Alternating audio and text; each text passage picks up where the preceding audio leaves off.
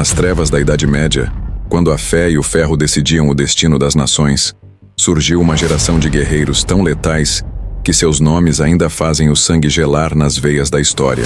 Homens que transformaram campos de batalha em cemitérios, que fizeram reis suplicarem por misericórdia e que provaram que a morte tem muitas faces, mas todas elas usavam armadura.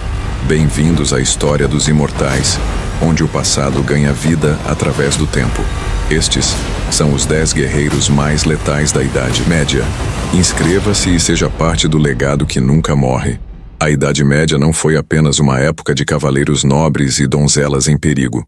Foi um período de carnificina brutal, onde a violência era arte e a morte uma profissão. Neste ranking macabro, conhecerão os homens que fizeram da guerra uma forma diabólica de arte, guerreiros cuja sede de sangue transcendeu os séculos. Preparem-se para uma jornada pelos corredores mais sombrios da história medieval, onde cada nome é uma lâmina afiada e cada história é escrita com sangue inimigo. 10. Rodrigo Dias de Vivar, El Cid Campeador. Nas terras áridas da Espanha medieval, onde cristãos e mouros se dilaceravam numa guerra sem fim, nasceu o homem que se tornaria a própria encarnação da Reconquista. Rodrigo Dias, conhecido como El Cid, veio ao mundo em 1043, numa época em que a Península Ibérica era um caldeirão de sangue e fé. El Cid não era apenas um cavaleiro, era uma tempestade de aço montada. Nunca perdeu uma batalha em toda a sua carreira militar. Lutou tanto para cristãos quanto para mouros, provando que sua lealdade era apenas a guerra em si.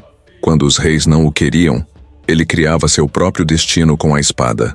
Em 1094, conquistou Valência numa campanha brutal que durou meses. Sitiou a cidade até que a fome forçou a rendição. Depois governou com punho de ferro por 5 anos. Mouros e cristãos igualmente o temiam e respeitavam. Sua fama era tal que mesmo após a morte em 1099, os cronistas contavam que seu corpo, mumificado, ainda liderava exércitos à vitória. El Cid transformou a guerra numa religião pessoal, onde ele era tanto o sacerdote quanto o Deus. Rodrigo Dias provou que alguns homens não precisam escolher lados numa guerra. Eles são a própria guerra. 9. Bertrand du Guesclin, o cão negro da França. No coração da França medieval, onde a Guerra dos 100 Anos transformava campos verdejantes em cemitérios, surgiu um homem que faria os ingleses conhecerem o verdadeiro significado do terror. Bertrand du Guesclin, nascido em 1320 na Bretanha, era fisicamente repulsivo, mas possuía uma alma feita para a carnificina. Baixo, atarracado e com rosto que assustava crianças, du Guesclin compensava sua falta de beleza com uma genialidade militar que fazia nobres invejosos chorarem de raiva. Não lutava como um cavaleiro honrado, lutava para ganhar, não importava quão sujo fosse o método. Inventor da guerra de guerrilha na França medieval, transformou bandidos e mercenários em instrumentos de terror. Emboscadas noturnas, envenenamento de poços, incêndios criminosos, nada era baixo demais se trouxesse vitória para a França. Em 1364, na Batalha de Cocherel, aniquilou um exército de mercenários ingleses, usando táticas que violavam todas as regras da guerra cavalheiresca. Os ingleses esperavam um duelo honrado. Encontraram um matadouro organizado. Quando morreu em 1380, havia expulsado os ingleses de quase todo o território francês. Du Guesclin provou que na guerra, a feiura do rosto importa, menos que a beleza da vitória. 8. Godofredo de Bouillon, o martelo de Jerusalém. Nas terras geladas dos Países Baixos, onde a fé cristã forjava guerreiros como ferro em brasa, nasceu o homem que faria o Oriente sangrar em nome de Cristo. Godofredo de Bouillon, nascido em 1060, cresceu numa época em que a cristandade despertava para sua fúria santa. Duque da Baixa Lotaríngia, Godofredo vendeu todas suas posses para financiar sua cruzada. Não ia à Terra Santa em busca de riqueza ou glória, ia para banhá-la em sangue infiel. Liderou uma das maiores expedições da Primeira Cruzada, transformando a jornada numa peregrinação de morte. Durante o cerco de Jerusalém, em 1099, Godofredo foi o primeiro a escalar as muralhas da Cidade Santa. O que se seguiu foi um massacre que manchou as ruas com sangue por 3 dias. Muçulmanos, judeus, cristãos ortodoxos, todos morreram sob sua lâmina indiferente. Recusou ser coroado rei de Jerusalém, dizendo que não usaria coroa de ouro onde Cristo usara espinhos. Aceitou apenas o título de defensor do Santo Sepulcro, mas governou com autoridade absoluta até sua morte em 1100. Godofredo provou que a fé mais pura pode produzir a violência mais extrema. Em nome de Deus, ele fez de Jerusalém um rio de sangue. 7. Eduardo I da Inglaterra, o martelo dos escoceses. Nas brumas frias da Inglaterra medieval, onde reis forjavam impérios com ferro e sangue, nasceu o homem que faria a Escócia conhecer o verdadeiro significado do terror real. Eduardo I, conhecido como Longshanks, veio ao mundo em 1239, com uma sede de conquista que duraria toda a sua vida. Com mais de 2 metros de altura, Eduardo dominava qualquer ambiente apenas com sua presença física, mas era sua crueldade calculada que realmente o distinguia dos outros reis. Não conquistava territórios, os aniquilava e reconstruía a sua imagem. Em 1296, invadiu a Escócia com uma brutalidade que chocou até seus contemporâneos. O massacre de Berwick deixou mais de 7.000 mortos nas ruas da cidade. Eduardo mandou que os corpos apodrecem ao sol como aviso para outros rebeldes. Criou instrumentos de tortura específicos para humilhar a nobreza escocesa. A Pedra de Scone, símbolo da realeza escocesa, foi levada para Westminster como troféu pessoal. Cada castelo conquistado era demolido, cada família nobre era exterminada ou exilada. William Wallace foi apenas um dos milhares que sentiram sua ira. Eduardo transformou a execução do herói escocês num espetáculo de horror que durou horas, provando que reis podem ser mais cruéis que qualquer carrasco. Morreu em 1307, marchando para mais uma campanha na Escócia. Eduardo I provou que alguns homens nascem para ser pesadelos de nações inteiras. 6. Balduíno IV de Jerusalém, o rei leproso. Nas terras áridas da Palestina medieval, onde o sol escaldante forjava guerreiros como aço temperado, nasceu o homem que desafiaria a morte em pessoa para defender a cristandade. Balduíno IV, conhecido como o Rei Leproso, veio ao mundo em 1161 já, marcado pelo destino mais cruel. Diagnosticado com lepra aos 9 anos, Balduíno deveria ter sido um rei fantoche, uma figura decorativa enquanto outros comandavam. Em vez disso, tornou-se o terror do mundo islâmico, um morto-vivo que liderava cruzados à vitória após vitória, com o rosto coberto por máscara de prata e o corpo se desfazendo lentamente. Balduíno comandava suas tropas montado numa liteira quando já não conseguia cavalgar. Seus gritos de guerra ecoavam através do tecido que escondia sua face destruída.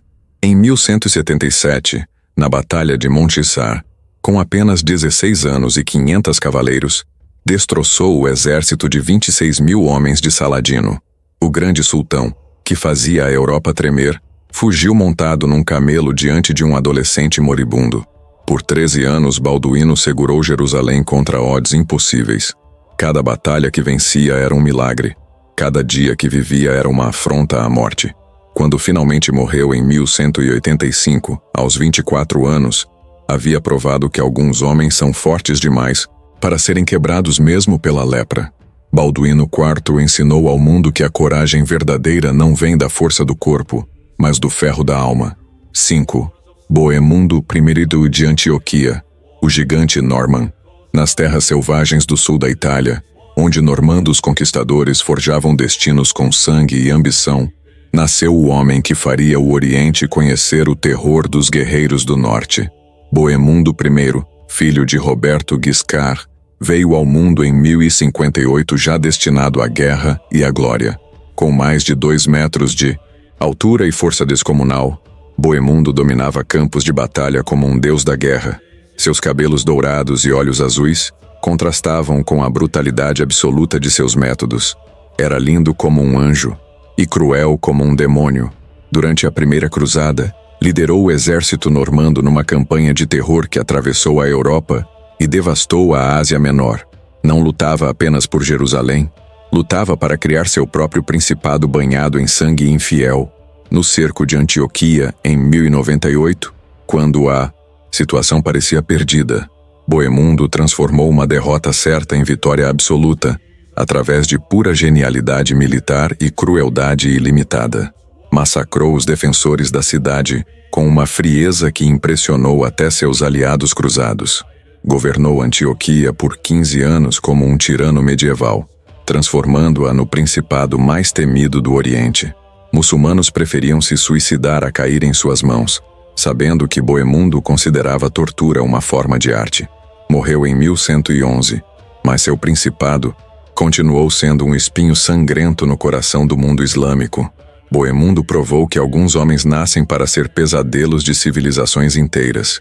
4. Ricardo I, da Inglaterra, coração de leão. Nas cortes elegantes da França medieval, onde troubadours cantavam de amor cortês, nasceu o homem que transformaria a guerra em poesia sanguinária. Ricardo I, conhecido como Coração de Leão, veio ao mundo em 1157, numa época em que a cavalaria ainda acreditava em honra e glória. Mas Ricardo não era um cavaleiro comum, era um predador perfeito, combinando a cultura refinada de sua mãe, Leonor de Aquitânia, com a sede de sangue de seus ancestrais normandos. Alto, ruivo e de força hercúlea, comandava respeito apenas entrando numa sala. Durante a Terceira Cruzada, Ricardo transformou o cerco de Acre num espetáculo de horror que chocou até Saladino. Quando a cidade se rendeu em 1191, massacrou 2.700 prisioneiros muçulmanos em público, incluindo mulheres e crianças, como demonstração de poder. Sua campanha na Palestina foi uma obra-prima de terror psicológico. Não buscava apenas vitória militar, queria que seu nome se tornasse sinônimo de pesadelo no mundo islâmico. Cada batalha vencida era acompanhada de atrocidades calculadas para quebrar a moral inimiga. Na Batalha de Arsuf, em 1191, destroçou o exército de Saladino numa demonstração de genialidade tática que se tornou lenda. O grande sultão, acostumado à vitória, teve que reconsiderar completamente suas estratégias diante do rei inglês. Ricardo morreu em 1199, atingido por uma besta em cerco insignificante na França, mas havia provado que alguns homens são capazes de fazer até Saladino tremer de medo. 3. Roberto Guiscard, o astuto nas montanhas selvagens da Normandia, onde vikings cristianizados sonhavam com conquistas além-mar, nasceu o homem que faria o Mediterrâneo sangrar em seu nome. Roberto Guiscard, nascido em 1015, era o sexto filho de uma família de guerreiros sem terra e sem futuro. Mas Roberto tinha algo que seus irmãos não possuíam: uma combinação letal de genialidade militar e crueldade absoluta. Aos 30 anos, desembarcou no sul da Itália com apenas 30 cavaleiros. Aos 50, era dono de metade da península e terror de 2 impérios. Conquistou a Apulia e a Calábria numa campanha de 20 anos que transformou prósperas cidades bizantinas em ruínas fumegantes. Não governava territórios. Os devorava completamente, reconstruindo-os como extensões de sua vontade. Em 1071, após 3 anos de cerco, tomou Bari dos bizantinos numa demonstração de paciência e brutalidade que se tornou lendária. A cidade, último bastião grego na Itália, caiu quando Roberto envenenou os poços e incendiou os celeiros, forçando a rendição pela fome. Seus métodos eram tão eficazes que o próprio Papa, após excomungá-lo, teve que implorar por sua ajuda contra o Sacro Império. Roberto libertou Roma em 1084, mas o fez de forma tão violenta que os romanos preferiram os alemães. Morreu em 1085, preparando a invasão do Império Bizantino. Roberto Guiscard provou que homens inteligentes podem ser mais perigosos que 1000 exércitos. 2. Guilherme, o Conquistador, o bastardo da Normandia.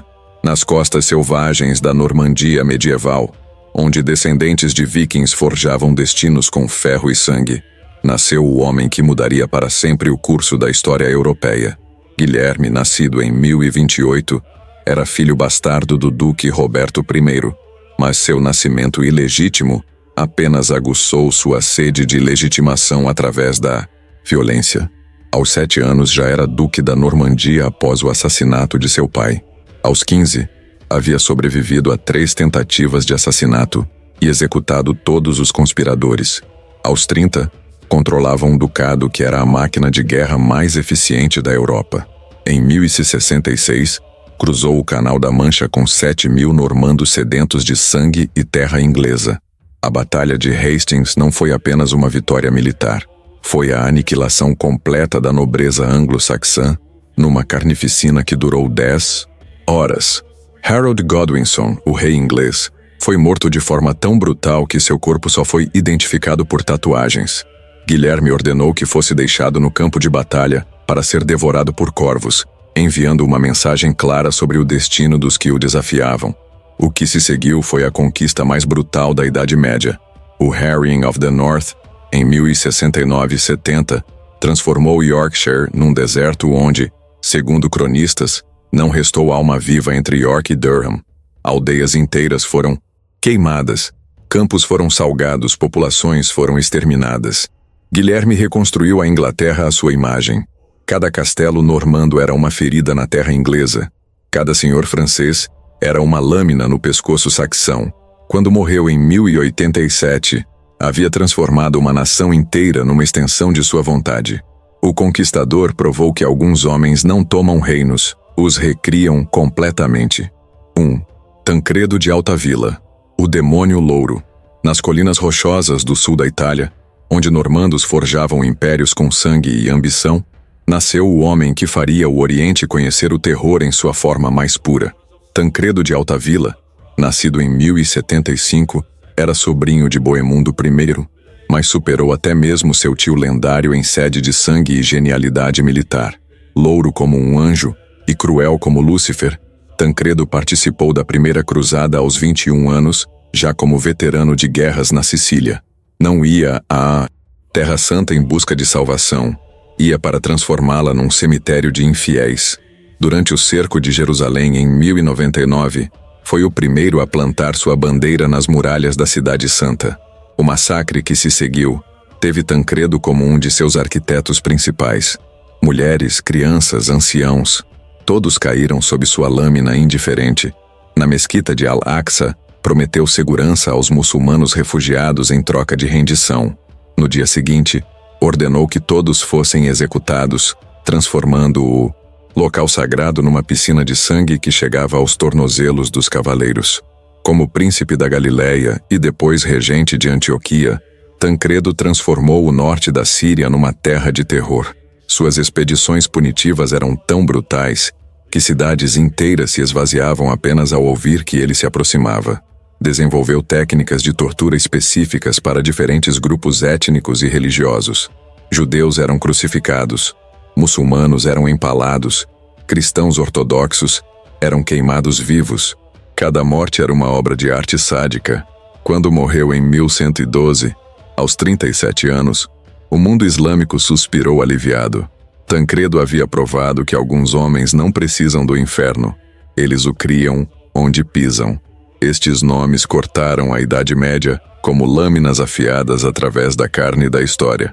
Não eram apenas guerreiros, eram tempestades humanas que provaram que um homem determinado pode fazer nações inteiras tremerem de medo. O sangue secou nas pedras dos castelos, mas suas lendas ainda ecoam pelos corredores do tempo. Se esta jornada pelos abismos mais sombrios da guerra medieval despertou o guerreiro que existe em vocês, então vocês já fazem parte desta irmandade eterna. Curta se estes demônios medievais merecem ser lembrados. Comente qual destes carrascos despertou mais fascínio em sua alma. E inscreva-se, porque a história dos imortais nunca termina. Apenas espera pelo próximo massacre. Aqui, onde o passado ganha vida através do tempo, vocês são os guardiões da memória. E a memória é a única conquista que nem a morte pode derrotar.